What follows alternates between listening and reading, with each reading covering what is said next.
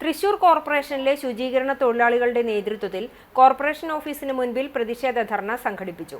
നിലവിലെ ഭരണസമിതി കോർപ്പറേഷൻ ശുചീകരണ തൊഴിലാളികൾക്ക് നേരെ നടത്തുന്ന അന്യായമായ നടപടികൾക്കെതിരെയാണ് തൊഴിലാളികൾ പ്രതിഷേധ സമരം സംഘടിപ്പിച്ചത്. ഭരണസമിതിയുടെ ഒത്താശയോടെ ചില NITUC നേതാക്കൾ തൊഴിലാളികളെ ഭീഷണിപ്പെടുത്തുകയും CITU അംഗങ്ങളെ അന്യായമായി സ്ഥലം മാറ്റി ഉത്തരവിറക്കുകയും ചെയ്തു. ദിവസവേതനക്കാരായ തൊഴിലാളികളുടെ ശമ്പളം കഴിഞ്ഞ മാസം 10-ാം തീയതിക്ക് ശേഷമാണ് ലഭിച്ചത്. ശുചീകരണ തൊഴിലാളികൾക്ക് ശുചീകരണ സാമഗ്രികൾ, തുന്നൽക്കൂലി, തൃശൂർ പൂരത്തിന് ലഭിക്കേണ്ട ആനുകൂല്യവുമാണ് സമരക്കാർ ഉന്നയിച്ച മറ്റാവശ്യങ്ങൾ. Thrissur corporation workers union secretary KS Senthilkumar അധ്യക്ഷനായ പ്രതിഷേധ ധർണ CITU ജില്ലാ സെക്രട്ടറി T സുധാകരൻ ഉദ്ഘാടനം ചെയ്തു.